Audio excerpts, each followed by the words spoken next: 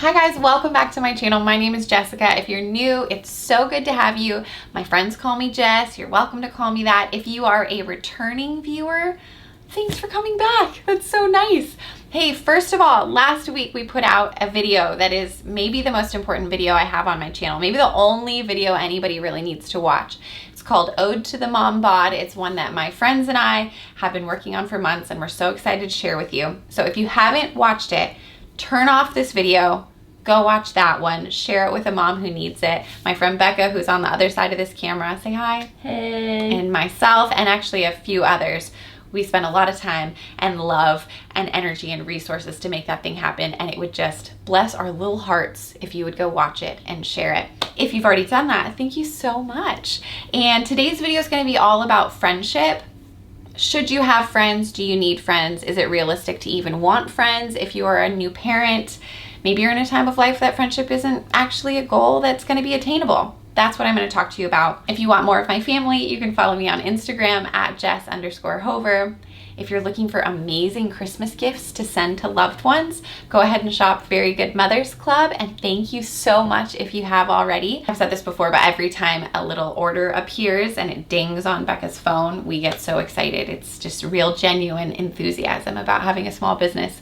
So thank you. And at the end of this video, I am going to invite you to a new community that I have not yet made public on my channel. So watch the whole video or just jump ahead if you don't want to talk about friendship. I hear that. Friendship. So I have a 1-year-old, a 2-year-old, and a 6-year-old. We were at the playground. There were lots of kids everywhere. It was a rowdy day. And Eloise came to me and she wanted to leave the playground. She's like, I want to go. There's nobody here to play with. And I was like, what are you talking about? There's people everywhere. And she's like, no, nobody sees me. Nobody sees you. You're surrounded by people and nobody sees you. Ah, I feel like Eloise experienced in that moment the same thing so many of us experience all throughout our lives, and especially right now. We live in a time where we are super connected. We have access to everybody. You can think of somebody that you went to school with in 2nd grade and you can put their name in the internet and somehow end up on some platform and maybe, just maybe, find out what that guy had for breakfast this morning, if he's the type of person who shares that stuff. Friends, you have followers, subscribers, whatever platform you are on gives you access to these people. You're surrounded by them. But the question is, do you feel seen? Or rather, do you feel known? I would say a lot of us would answer that question with a big fat no.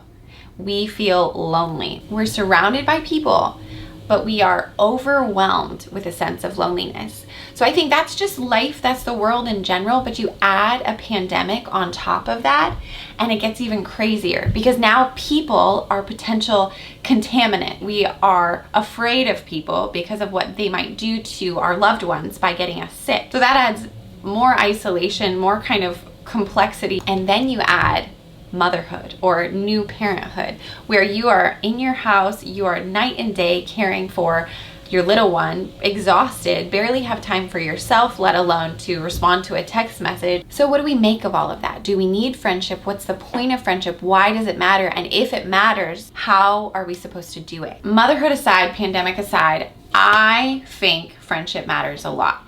I am the type of person who has found really deep, meaningful connections with friends. In fact, there have been seasons of my life where I would say that friends served a really familial role, meaning my friends were family to me, very, very much. In fact, I have friends in my life currently who I would say are like family, even more so than people in my life who are family. I'm sure a lot of you can relate to that.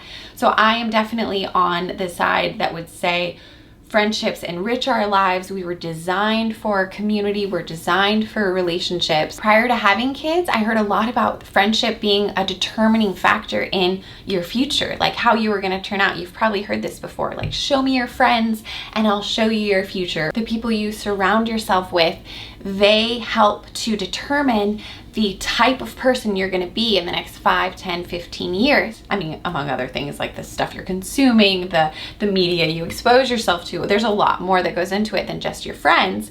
But I think that it's safe to say that as a people, we spend a lot of time figuring out who are we gonna partner up with? Like when it comes to who you're gonna date, you are swiping, you are filtering, you are determining like, I want these qualities, I don't want these qualities. My standard is very high for the person I'm gonna call mine. But when it comes to friends, it seems like friendship is a bit more of an afterthought. It's sort of like, I'm gonna be friends with whoever happens to be next to me because growing up, that's how it worked. I just kept showing up at school and eventually friends happened. And once we get out of school and we get out of these organized groups, maybe sports teams or organizations we work with, then we're on our own to figure out who our friends are. It's a lot harder. And there's not maybe people use apps to find friends. I find that my people in my life don't do that. So I don't know how people are finding friends, maybe church. Anyway, I just think that friendship is something that matters a lot, but gets very little of our intentionality. And there was a story that I read in Shauna Niequist's book, Cold Tangerines, which I highly recommend. It is an amazing book. It's so, so, so good. But she talks about how, I think I'm going to butcher the story, but let me just try. She was working at a camp and the kids at the camp were away from their parents for, I don't know, like a week. And then at the end of the week, when the parents come to pick up the kids, there's this swim meet. And the parents are all on the side and they watch their kids swim a lap. And it's this really great time, really happy, like, good job, you swam, I'm amazed. So Shauna's job, I hope I'm telling this right, her job is to stand on the side of the pool, dress like a clown, and cheer for one of the kids. And that's what all she's supposed to do is just like cheer like crazy. She's that kid's cheerleader. She's assigned to them. She is there to make sure that they make it from one end of the pool to the other. And the kid's swimming.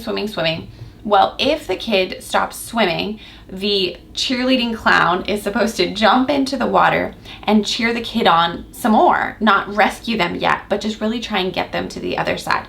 So I guess what happens in the story, the way I remember it, the way I'm going to tell it, Shauna's there dressed like her cheerleading clown, cheering for this little girl. I'm going to say girl. I might be wrong. It might be boy. But cheering for this little girl. Imagine. Oh, precious.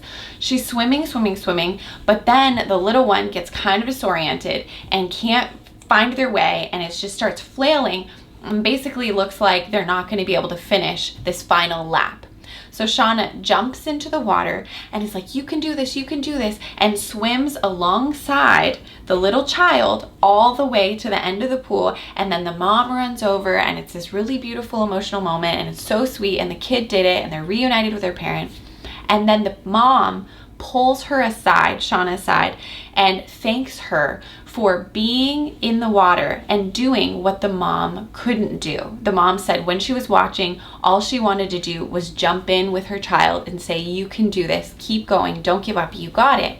And here Shauna was able to do exactly what the mom wanted. And what Shauna said to her takeaway is that she realized that that's a lot like what friendship is. Friendship is being for each other what God would want to be for us. So like if faith is at all a part of your life, it's a part of mine. I imagine, and what Shauna was saying is, we have a God who loves us, who's like, you can do this. Don't give up. I know that this is so hard. I know you're flailing and you're floundering and you feel like you can't keep going. And what friendship is God on the earth cheering for one another. It's God in me looking at you saying, hey, don't give up. I know that this sucks. I know that this is so hard, but you are so capable. And friendship is a way that we get to experience the love of God, the love of the divine, the love of our Creator right here in a really tangible, practical way. So friendship is really a big deal. It's really a meaningful thing. If we know that friendship matters, I think that we can both be in agreement that friendship matters.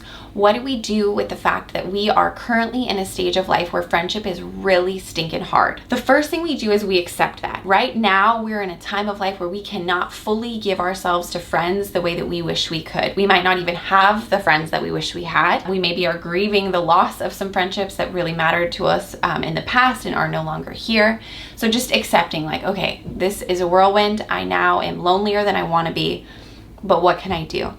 Then we figure out what's within our hands. What can we do? Do we have friendships that we could invest in a little bit more? One thing I've started to love lately is the ability to send little audio messages or send little video messages to people I love, because then I don't have to use hands and text, but I can just really quickly, like when I'm getting in the car, tell somebody I love them or give them an update. FaceTiming, like I do believe that you can have deeply connected relationships virtually.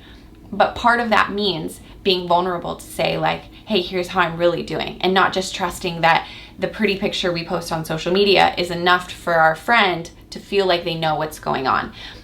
With that said, if all we post ever is highlights, which is a lot of what social media is, our friends are going to assume we're doing great.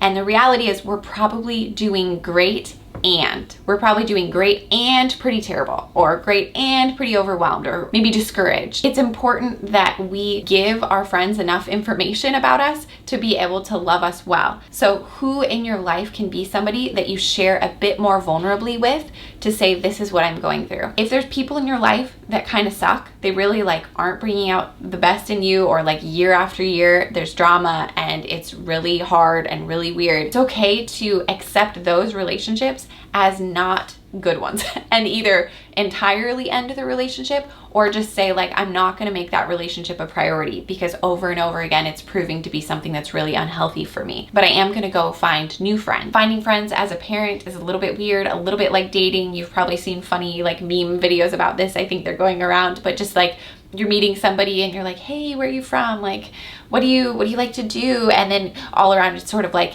you're trying to figure out if just because your kids get along, like, does that mean you also are going to get along? And is it going to be really fun, or is it just going to be like moderately fun, or maybe not really fun at all, but a good break because your kids are occupied? It's weird. It is important though. I mean, I drop Eloise off at school every day, and I feel like I'm always trying to make friends with the parents. And then afterwards I feel like such an idiot because I say things that I'm like, oh, I probably offended somebody, or I probably accidentally said the wrong thing about COVID, because people really get triggered by that. So no matter what I say about it, I always am like, oh, I bet they don't feel the same as I do about whatever I just said. And then look, I'm even doing it to you, and now you're gonna get off this and maybe think about what do I think. Anyway, I'm just the queen of second guessing all of my friend dating that I'm doing, but it's still important. If you want good friends, be a good friend, be a safe person. Don't be somebody who gossip, because if you are gossiping with somebody, like gossip meaning like talking garbage about somebody else to somebody, then that person, when they leave you, they wonder, when are you talking badly about them? They're not gonna wanna go to you with their deep, dark stuff, because they know that you're probably gonna go tell somebody else, just like you told them that other person's stuff. Be a safe person. We're just gonna talk friendship basics real quick. End unhealthy relationships. Practice healthy relational skills, meaning if there's conflict in the relationship, if you're feeling like your needs aren't being met, if this person is like constantly not texting you back and it's hurting your feelings and you're growing bitter towards them, mention it. Say something, or say like, hey, it hurts me when we don't have time together. Could we prioritize time together? That way it's not like this weird mind reading thing where you're like, well, they should know what I think because I know what they think. You don't know what they think, and they shouldn't know what you think. We can be empathetic, we can try our best to be sensitive, but some of us are more sensitive than others, and it's just not fair to assume that the other person gets us when they just might not get us. So be somebody who's not afraid to have hard conversations with people who matter, because if they matter, then they're worth having the hard conversations. And on the other side of a hard conversation is deeper intimacy. And that's such a good thing. That's such a fun feeling. Be pro conflict resolution versus just cutting everybody out and canceling everybody who doesn't agree with you. Should we have only mom friends? I wrote, no, mix it the hell up. I think I was feeling spicy. No, mix it up. Have mom friends. Yes, definitely. I think you need them. If you don't have them, I think it's really important that you do have them, because sometimes you need someone else to be like, I'm tired too. I am overwhelmed. I do not know how to play with my kids. I have never made sourdough bread in my life, and I'm not sure if I should. Maybe I'm supposed to. That's me. I don't know what to do, but everyone keeps posting about sourdough. But also, you're somebody outside of being a mom. And if there are other people in your life that are not moms, definitely be friends with them. They're really fun and really important, and they might even have more time to invest in you and your life, and they might talk to you about stuff other than having kids, which will feel so satisfying, because remember, you're somebody apart from motherhood. And honestly, like, they might need your tender loving care. If they're one of my very best friends is sitting on the other side of this camera and she lives by herself, and like a lot of times I'm jealous of her. But at the same time, she needs love, sweet, sweet love. And so like, I invite her over for dinner. Sometimes she sleeps over, and it is just such a gift. And so have friends, all shapes and sizes, all kinds of friends. And also, don't expect to find best friends right away. You might have to date a lot of friends until you find some people that really get you. And it's okay to have like medium friendships, like just kind of moderate, like, yeah, I like being around them. I probably wouldn't go to them with like the depths of my heart, but I definitely go to them to talk about music or taking care of my kids or, you know, whatever. You can pick certain friendships that are just certain parts of your life, and that can still enrich your experience. But also, if you don't have time for that and it doesn't sound satisfying, don't worry about it. You're fine. You can make friends online, which I'm gonna invite you to in just a second. If you wanna make more friends, you can go do stuff with your kids and meet other parents there, like going to the park, grab a coffee. I'm like the queen of taking the kids to the park, having a coffee, and just like looking for parents I can talk to. And I am so uncomfortable probably for the parents who are going there and just want to be introverted, because I'm like, I like your pants, like all the way across the playground. They're probably not even cool pants. I just want a reason to make a friend because I'm tired of just talking to children. Anyway, so go bring your kids, and then look for opportunities to do stuff without kids. Like every Tuesday night, my husband goes to Taco Tuesday with his friends, and that's so fun. And usually I end up being home and like inviting someone over to hang out with me, or I just have alone time, which sweet, sweet alone time is so nice and rare right now. If you're a new parent, that's not the time that you really need to be like, I have to go find friends. But just have a friend or two that you are connected to so you can feel whole and process life with, and have somebody else to be like, me too, or are you sure about that? Or here's what I think. It just makes life so much nicer. Dun, dun, dun, dun. All of that leads me to say, do you want to be my friend? And more than that, do you want to join a community of friends that we have started that I'm so excited about? It is on a network called Mighty Networks, and it's a platform that you would join, sort of like a Facebook group, but you have more freedom in there to connect, to meet people in real life, to have events on there. We can grow together. I can offer workshops. So you pay $3 a month to be a part of it. And in there you have access to me, so I check it every day and respond to people regularly. But at the same time, there are amazing people in there, and they are really engaged, and you can chat, you can connect. Dads are welcome. There's specific groups within the bigger group. So like if you want to have an unmedicated birth, you can jump in there and connect with other people doing the same. If you are an adoptive parent, if you're struggling with fertility, if you are raising toddlers, or you're an empty nester, there's all these different subgroups within the group, and you can find like-minded people and become real friends with them. And that's what my hope is, and that's what I'm so excited about. So join that if you want. It's Very Good Mothers Club, but it's like the club. It's the clubhouse. Come into the clubhouse. The website is Very Good Mothers Clubhouse. Oh my gosh. The website is, Becca is so smart. See, you need to have friends because friends are smarter than you, and then you can collaborate, and then your life can be better. Very Good Mothers Clubhouse.com. Are you serious? That is so cute. VeryGoodMothersClubhouse.com. Dads are welcome. Join. $3 a month. Oh yeah, if the dads want to join, Sean's in it, and he's gonna lead the group, and he's chatting. Actually, he already sent a message, and I think not a single dad responded. So I think we need more dads in the group. But anyway, make friends, be a friend. Not like cancel, but like be okay to accept and say goodbye to the friendships that aren't serving your life and your family, but also be somebody who does conflict resolution. You don't have to cut everybody out who disagrees with you, and let's be friends. VeryGoodMothersClubhouse.com. I can't wait to see you. You're so great. Thanks for hanging out for this whole video. I'd love to hug you. Okay, I'll see you soon. Bye.